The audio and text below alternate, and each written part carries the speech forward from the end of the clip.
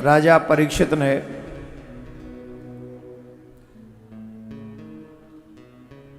पृथ्वी मां की रक्षा और धर्म की रक्षा के लिए कलयुग को 4 स्थान दिए। दूतम पानम स्त्रिया सूना यत्रा धर्म चतुर्विदः।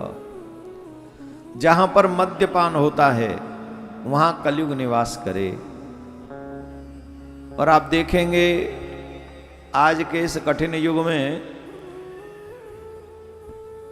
शायद ही कोई घर बच रहे हों जिनमें मदिरापान न हो रही हो। कितना दुर्भाग्य हो गया है, अब तो मद्यपान करने को स्टेटस से देखा जाता है। जितने बुरे कृत्य हैं उनको हमने अपना स्टेटस सिंबल बना लिया है। जिनको शास्त्रों में वर्जित किया गया है कि ये कार्य करने योग्य नहीं है, इन कार्यों को कभी करना नहीं चाहिए, आज के समाज ने उन्हीं कार्यों पर ज्यादा विशेष गौर किया है और उन्हीं कार्यों में अपनी दिलचस्पी दिखाई है। यही कलयुग का प्रभाव है। इसीलिए कहते हैं मनमुखी नहीं गुरुमुखी होना चाहिए। कौन सा मुखी? आजकल लोग मनमुखी हैं, जो मन में आता है उसी को धर्म मानते हैं। आजकल तो इसको भी धर्म मान लेते हैं कि हम मंगलवार को कुछ खाते पीते नहीं हैं, बाकी के हमें कोई मजबूरी नहीं, हम सब खाते हैं। मतलब 1 दिन के सनातनी और 6 दिन के राक्षस बन गए हम लोग। 1 दिन के सनातन हिंदू हम लोग भगवान को मानते, हनुमान जी को मानते हैं, इसलिए मंगलवार वाले दिन हम नहीं कुछ खाते पीते, बाकी के सब खाते हैं। ये कौन सा धर्म है? कौन से शास्त्र में लिखा है बताओ? तुम्हारे मन के शास्त्र में ही लिखा है ना। तो मन में लिखने से क्या होगा? क्या भगवान इसे स्वीकार करेंगे? क्या इसे धर्म माना जाएगा? यह अधर्म है। लेकिन कलयुगी लोगों का संग कर करके, दुष्ट लोगों का संग कर करके हमने ये निश्चय कर लिया है कि नहीं, तुम चाहे उसे कुछ भी कहो, हमारी दृष्टि में यही धर्म है। और इसी के कारण ये कलयुग का प्रभाव है। जहाँ मद्यपान होता है वहाँ कलयुग रहता है। और आज घर घर में कलयुग बैठा हुआ है। पिताजी पीते हैं, पिताजी नहीं पीते तो बेटा जी पीते हैं, बेटा जी नहीं पीते तो कभी छुप छुप के बहू जी पी लेती हैं। ऐसे हंस रही हो जैसे हम झूठ बोल रहे हैं। बहू जी नहीं पीती हैं। सैटरडे संडे नाइट में आप लोग दिल्ली में भ्रमण करो और फिर देखो, मुंबई में भ्रमण करो फिर देखो। मैं उनके अगेंस्ट नहीं हूं भैया, तुम्हारी जो मर्जी आए सो करो, पर इसे धर्म नहीं कहो, इसे अधर्म ही कहो, क्योंकि ये अधर्म है।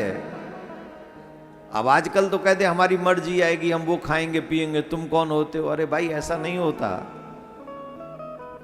कल को तुम कहने लगो हमारी मानवों के मांस को खाने की इच्छा है तो हम वो खाएंगे, ये कैसे हो पाएगा? शास्त्र जिसे स्वीकार करे।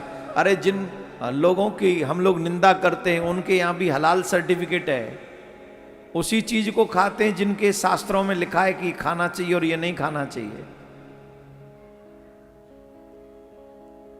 तो मनमुखी धर्म को धर्म नहीं माना जाएगा। शास्त्र जिसे स्वीकार करें वही धर्म है और शास्त्र जिसे अस्वीकार करें वही अधर्म है। हे भारत के सनातनियों, हे विश्व में रह रहे सनातनियों, इस बात पर फोकस करो, ध्यान करो, समझो और अपने घर में इसका पालन करो।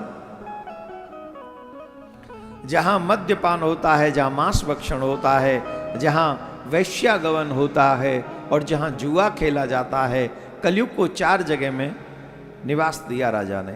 और अब तो घर घर में कलयुग देखो जुआ भी खेला जाता है। ड्रीम 11 के नाम पे हर घर में बच्चे जुआ खेल रहे हैं,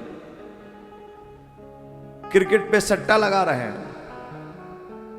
हमारे शास्त्र ऐसा कहते हैं, बेईमानी का पैसा नाश कर देता है मनुष्य का।